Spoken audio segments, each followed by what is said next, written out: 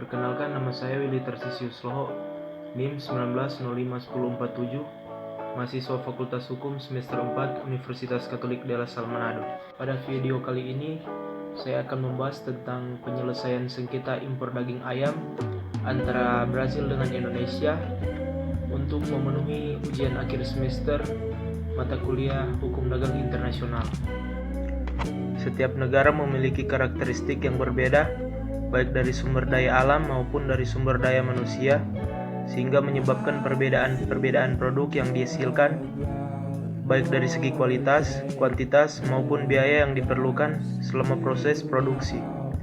Maka dari itu, untuk memenuhi kebutuhan tiap-tiap negara di dunia, sangat dibutuhkan adanya suatu pelaksanaan hubungan transaksi internasional, baik transaksi barang maupun jasa, melalui perdagangan internasional. Pelaksanaan kegiatan perdagangan internasional tidak mudah karena langsung berhadapan dengan sistem hukum sebuah negara. Perbedaan sistem hukum masing-masing negara menuntut adanya unifikasi dan harmonisasi hukum yang menyebabkan lahirnya aturan-aturan atau hukum di dalam perdagangan internasional. Pada bulan Oktober tahun 1947, lahirlah General Agreement on Tariff and Trade atau disebut sebagai GATT yang bertujuan untuk menjamin kepastian aturan-aturan hukum dalam perdagangan internasional bagi masyarakat bisnis internasional, serta menciptakan liberalisasi perdagangan yang berkelanjutan. GATT berfungsi sebagai forum negosiasi, forum penyelesaian sengketa, dan sebagai peraturan perdagangan internasional di bidang barang. Sejak berlakunya GATT, telah mensponsori berbagai perundingan yang dikenal istilah RON atau peraturan internasional. Sebelum terbentuknya WTO atau International Trade Organization atau ITO, terlebih dahulu didirikan namun gagal karena tidak ada negara anggota yang mau meratifikasi piagam tersebut, sehingga tidak dapat memiliki kekuatan yang mengikat. Pada putaran Uruguay tahun 1986 sampai 1994 menjadi cikal bakal pembentuk World Trade Organization atau yang disebut WTO, dengan para anggota sepakat untuk meratifikasi Agreement on Establishing the World Trade Organization.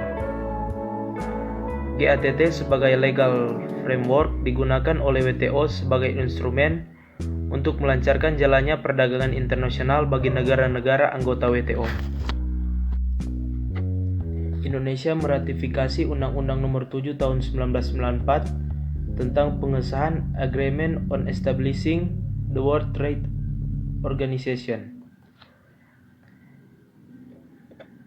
Indonesia harus mematuhi seluruh hasil kesepakatan dalam forum WTO dan konsekuensinya secara internal Indonesia harus melakukan harmonisasi peraturan perundang-undangan nasional dengan ketentuan yang telah menjadi kesepakatan di WTO. Dalam pelaksanaan kegiatan perdagangan internasional di Indonesia, salah satu kebijakan Indonesia telah menyebabkan adanya sengketa dengan negara lain, yaitu kebijakan proteksi sektor unggas dengan menghentikan impor daging ayam dari negara Brasil.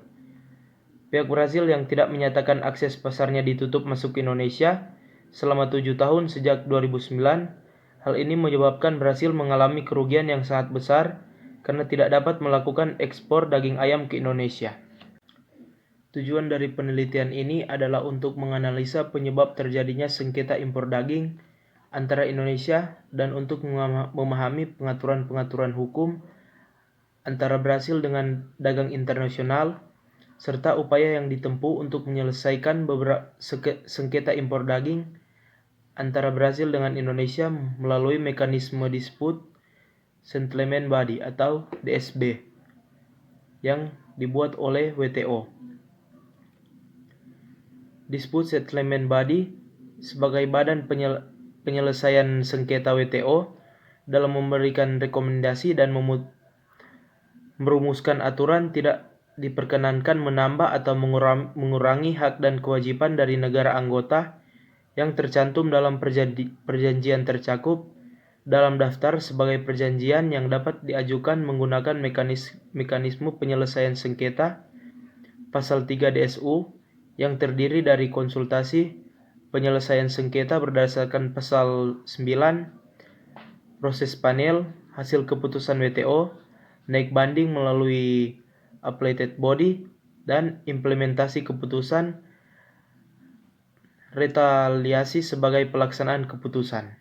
Keputusan akhir untuk sengketa impor daging internasional yaitu sebagaimana yang telah dirilis Kementerian Pertanian Republik Indonesia, terdapat 3 ketentuan yang dimenangkan Indonesia karena Brasil dianggap gagal membuktikan ketentuan tersebut yang bertentangan dengan perjanjian WTO, yaitu diskriminasi persyaratan perlabelan halal, persyaratan pengangkutan langsung, pelarangan umum terhadap impor daging ayam dan produk ayam.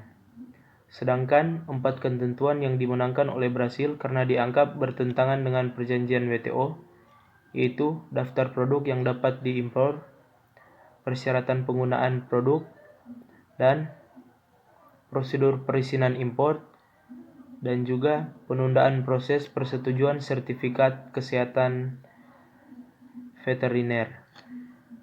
Atas keputusan kemenangan Brasil di WTO, Indonesia dan Brasil bersepakat untuk tidak melakukan banding.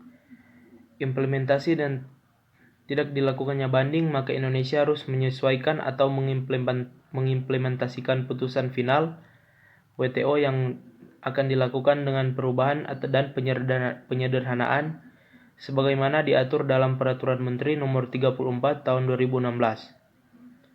Dengan demikian, dalam negosiasi tersebut, Brasil menerima tawaran untuk tidak mengimpor daging ayam ke Indonesia karena Indonesia dalam kondisi kelebihan produksi, dan mengambil kesempatan untuk mengekspor daging sapi ke Indonesia dan kerjasama lainnya yang menguntungkan kedua belah pihak.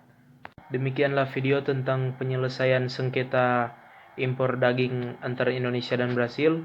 Terima kasih telah menonton.